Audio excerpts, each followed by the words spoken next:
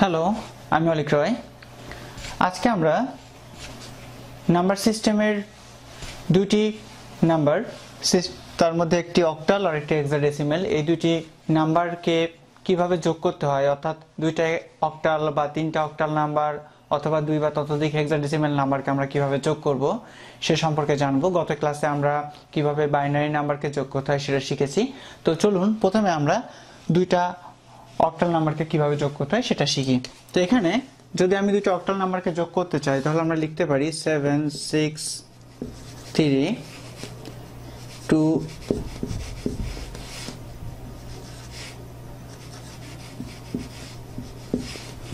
তো আমরা এখানে দুটো অক্টাল নাম্বারকে এখানে লিখেছি। একটা হচ্ছে 763 বেস 8 এবং 277 এটার বেস 8। তো এই দুইটা অক্টাল নাম্বারকে আমরা কিভাবে যোগ করব সেটা সম্পর্কে বিস্তারিত আলোচনা করব।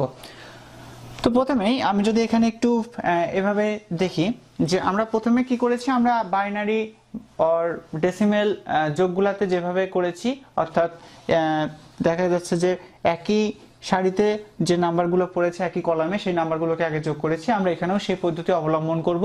তো অক্টাল, হেক্সাডেসিমাল, বাইনারি আর ডেসিমেল যে নাম্বারকে আপনি যোগ করতে যান না কেন, সেই নাম্বারকে যোগ করার ক্ষেত্রে আপনাকে আগে মনে রাখতে হবে আপনি কোন নাম্বারে যোগ করছেন এবং সেই নাম্বারের বেস কত। এটা যদি আপনি মনে রাখতে পারেন তাহলে আপনি যে কোনো যোগকে খুব সহজেই করতে পারবেন। তো এখানে আমরা দেখতে পাচ্ছি যে প্রথমে আমাদের আছে কত, 3 আর 7। তো 3 আর 7 কে যোগ করলে আমরা যোগফল পাচ্ছি কত, 10।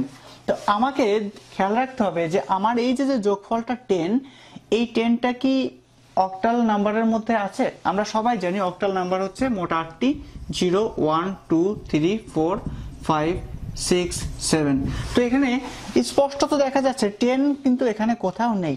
সুতরাং আমরা এখানে 10 কে বসাতে পারবো না, কারণ আমরা এখানে অক্টালের যোগ করছি এবং এখানে কোনো নাম্বার যদি যোগফল হিসেবে বসে সেটা অক্টালই বসবে। তো যেহেতু আমরা এখানে 10 কে বসাতে পারবো না, তাহলে এখন প্রশ্ন হচ্ছে আমরা কি করব। এখানে আমরা আগে যে কাজগুলো করেছি সেই কাজটাই করব। সেটা হচ্ছে যে অক্টাল, এখানে আমরা অক্টালের বেস কত, 8। অক্টালের বেস যেহেতু 8, আমরা এই যোগফলটাকে বেস দিয়ে ভাগ দিব। তো আমরা এখানে দেখতে পাচ্ছি আমরা এখানে কোনো পয়েন্টের মান নিয়ে আসবো না, জাস্ট এভাবে ভাগ করব যে 8 কে যদি আমরা 10 দিয়ে ভাগ করি তাহলে কত পাচ্ছি, 1। এখানে হচ্ছে আমাদের 8, আমাদের ভাগশেষ থাকছে 2। আমরা কিন্তু 2 কে ভাগ করতে পারছি না।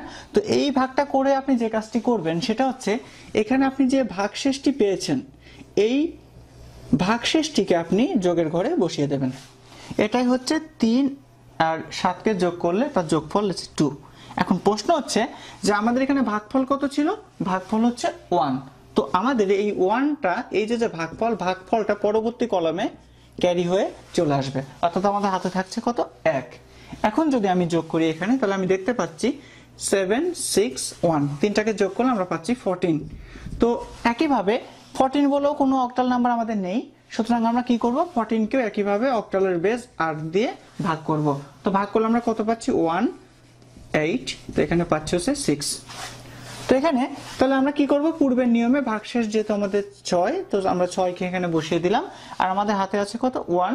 সো এই 1টা এখানে ক্যারি হয়ে চলে আসলো। তাহলে এখানে কত পাচ্ছি, 7 যোগ 2 = 1 হচ্ছে 10। তো আমরা যদি আবারও 10 পাচ্ছি যেহেতু, সো একই নিয়মে যদি 10 কে 8 দিয়ে ভাগ করলে পরে আমরা পাচ্ছি এখানে 1 and 2। সো আমরা আগে প্রথমে ভাগশেষটাকে বসিয়ে দিলাম, যেহেতু আমাদের হাতে থাকবে 1, সে একটা চলে আসলো এইখানে। তো যেহেতু আমাদের এইখানে আর কোনো নাম্বার নেই তাই একটা এখানে বসে গেল। তো এইভাবে খুব সহজে আপনি যদি অক্টালের বেস 8 এবং এই যে প্রসিডিউরটা আমরা এতক্ষণ ধরে দেখলাম সেটা যদি আপনি মনে রাখতে পারেন তাহলে খুব সহজেই দুইটা অক্টাল নাম্বারকে যোগ করতে পারবেন। শুধু দুইটা না, আপনি 2টা 3টা অথবা n সংখ্যক অক্টাল নাম্বারকে ইচ্ছা করে যোগ করতে পারবেন। এখন আমরা যদি আরেকটু বিশদভাবে অক্টাল নাম্বারের যোগটা সম্পর্কে দেখতে চাই তাহলে আমরা এখানে যেটা পাচ্ছি লিখতে পারি, সেটা হচ্ছে যদি আরেকটু বড় 2টা বা 3টা বা 2টা অধিক নাম্বারকে যোগ করতে চাই তাহলে দেখুন আমি একটু লিখতে পারি সর্বোচ্চভাবে 7 7 7 6 6 6 and 5 6 7। তিনটা অক্টাল নাম্বারকে আমরা এখন যোগ করব। তো আমরা আগের প্রসিডিউরটা যদি মনে রাখি এই যোগটাকে খুব সহজে করতে পারবো। তো এখানে আমরা কি করব, প্রথমে 7 6 7 যোগ করলে আমরা পাচ্ছি হচ্ছে 20। তো আমাদের 20 বলে তো কোনো অক্টাল নাম্বার নেই, আছে? তো যেহেতু নেই তাহলে আমরা কি করব, অক্টালের বেস দিয়ে 20 কে ভাগ দিব। এখানে কত হচ্ছে, 2 16। সো এখানে আমাদের ভাগশেষ থাকছে 4, 4টাকে আমরা এখানে টেনে ধরে নামিয়ে নিলাম। আমাদের ভাগফল কত 2, এখানে কিন্তু এই 2টাই ক্যারি হয়ে চলে আসবে, এই যে 2 চলে আসলো। তাহলে এখানে আমরা যোগ করলে কত পাচ্ছি 6 6 12 12 and 7 is equal to 19 19 and 2 is equal to 21। তো এখানে আমরা যদি 21, যেহেতু আমাদের 21 বলে কোনো অক্টাল নাম্বার নাই, সো আমরা কি করব 21 কে আবার আমরা 8 দিয়ে ভাগ করব। তাহলে আমরা এখানে কত পাচ্ছি 16। তো এখানে হচ্ছে আমাদের কত 5। তো আমরা এখানে ভাগশেষ 5 নিয়ে আসলাম, আর আমাদের ভাগফল যে 2টাকে আমরা আবার এখানে ধরে নিয়ে চলে আসলাম। তো এখানে যদি আমরা যোগ করি তাহলে দেখতে পাচ্ছি 5 6 and 7 is equal to হচ্ছে আমাদের 11 18 20। সো আবারও যেহেতু আমাদের 20 হচ্ছে, তো 20 যেহেতু হচ্ছে 20টাকে যদি আমরা এই নিয়মে করি তাহলে আমরা যেটা পাচ্ছি যে 8 20, এখান থেকে 4 আসলো আর 2, সো এখানে আমরা 4 বসিয়ে দিলাম, হাতে থাকলো আমাদের কত 2টা এখানে ক্যারি হয়ে চলে আসবে, যেহেতু এখানে আর কেউ নেই সো এখানে 2টা বসে যাচ্ছে। তো এইভাবে খুব সহজেই আপনি 2টা 3টা বা যে কোনো সংখ্যক অক্টাল নাম্বারকে যোগ করতে পারেন। তো আশা করি আমরা অক্টাল নাম্বারকে কিভাবে যোগ করতে হয় সেটা জানলাম। তো চলুন এখন দেখে নেওয়া যাক যে আমরা কিভাবে 2টা হেক্সাডেসিমাল নাম্বারকে যোগ করতে পারি। তো হেক্সাডেসিমাল নাম্বারকে যোগ করার ক্ষেত্রে আমাদেরকে একটু মাথায় রাখতে হবে যে হেক্সাডেসিমাল নাম্বার বলতে আসলে যে 16টি নাম্বারকে আমরা বুঝি সেই 16টি নাম্বার আসলে কে কে। তো প্রথমে আমরা এখানে 7 পর্যন্ত লিখলাম 8 9 10 11 12 13 14 and 15। এই যে 16টি হচ্ছে আমাদের হেক্সাডেসিমাল নাম্বার, এবং এই 16টি হেক্সাডেসিমাল নাম্বারের মধ্যে আমরা সবাই জানি যে যেহেতু আমরা সরাসরি 10 ইউজ করতে পারি না, কেন পারি না তার ব্যাখ্যাটাও আমি আপনাদেরকে কনসেপ্ট অফ নাম্বার সিস্টেমে দিয়েছি। তো এখানে আমরা 10 এর পরিবর্তে জাস্ট প্রতীক হিসাবে a b c d e and f এভাবে প্রত্যেকটা নাম্বারের প্রতীক আমরা ধরে নিচ্ছি, যে যেখানে a is equal to 10, b is equal to 11, c is equal to 12 and at last f is equal to 15।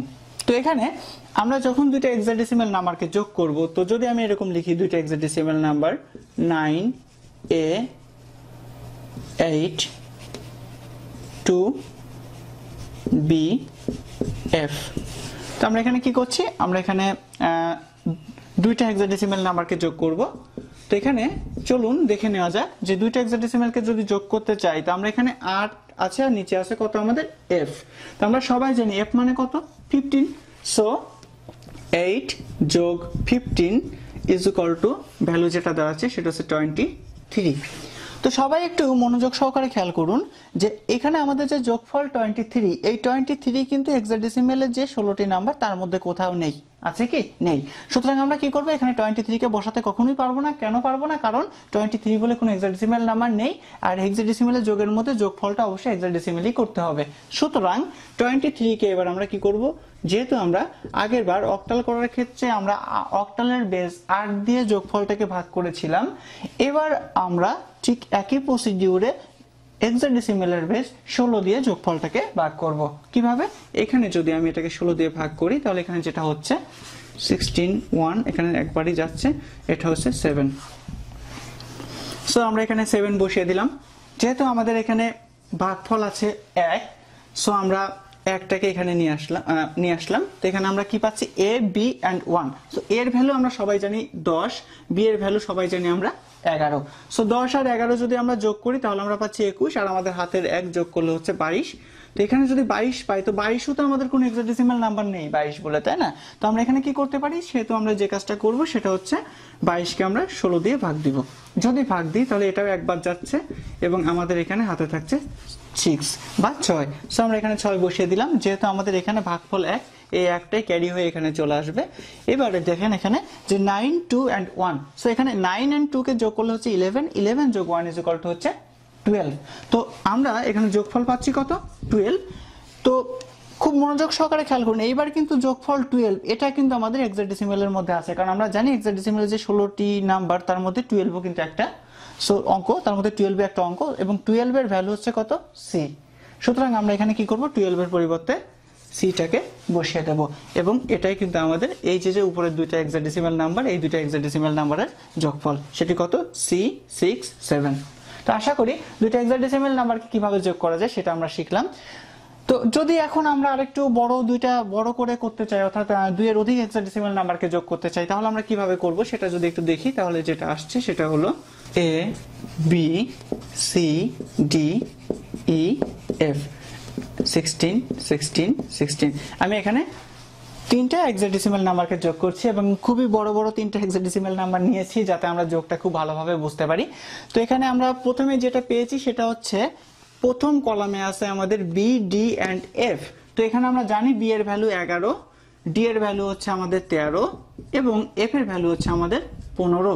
তো আমরা যদি তিনটাকে যোগ করি তাহলে আমরা যেটা পাচ্ছি 39। তো দেখুন ভালো করে খেয়াল করে এখানে কোথাও কিন্তু আমাদের 39 নেই, আছে কি? তো নেই। যেহেতু 39 নেই তাহলে আমরা পূর্বের প্রসিডিউরে এটাকে আবারও 16 দিয়ে ভাগ করব, কারণ হেক্সাডেসিমালের বেজ হচ্ছে 16। তো এখানে 16 দিয়ে 39কে ভাগ করলে হচ্ছে 16 দুগুণে 32, আমাদের হাতে থাকছে 7। তো এখানে আমরা 7টাকে বসিয়ে দিলাম আর আমাদের হাতের ভাগফল কত হচ্ছে? আমাদের ভাগফল হচ্ছে 2। এই 2টাকে আমরা ক্যারি করে এখানে নিয়ে আসলাম। এবার আমরা এখানে দেখতে পাচ্ছি আমাদের যোগ করা হয়েছে কাকে? এ, সি এন্ড ই। তাহলে আমাদের এ এর ভ্যালু কত? এ এর ভ্যালু 10, সি এর ভ্যালু 12 এন্ড ই এর ভ্যালুটা হচ্ছে আমাদের 14। তো আমরা যদি এখানে 10 যোগ 12 যোগ 14 করি এবং তার সাথে আমাদের ক্যারি 2 যোগ করে দিই তাহলে আমরা যেটা পাচ্ছি সেটা হচ্ছে 4 2 6 আর 2 8 and 1 1 1 is equal to 3, 38। So দেখেন এখানে কিন্তু 38 বলেও কোনো হেক্সাডেসিমাল নাম্বার নেই। সো আমরা হেক্সাডেসিমাল নাম্বার এই যে অ্যাডটা যোগফলটাকে আবারও 16 দিয়ে ভাগ দিচ্ছি। তো সেক্ষেত্রে যদি এটাকে 16 দিয়ে ভাগ দিই, 16 দুগুণে 32, এখানে আমাদের থাকছে 6। সো আমরা এখানে 6 বসিয়ে দিলাম এবং আমাদের হাতে যে ক্যারি 2 সেই ক্যারি 2টাকে আমরা এখানে নিয়ে আসলাম। যেহেতু এখানে আমাদের আর কোনো নাম্বার নেই সো আমরা এখানে 2টাকে বসিয়ে দিচ্ছি এবং এটাই কিন্তু আমাদের এ, বি, সি, ডি, ই, এফ এই তিনটা হেক্সাডেসিমাল নাম্বারের যোগফল। তো আশা করি এর পরবর্তী থেকে যে কোনো অক্টাল নাম্বার বা যে কোনো হেক্সাডেসিমাল নাম্বারকে কিভাবে যোগ করতে হয় সেটা আপনারা খুব সহজেই করতে পারবেন।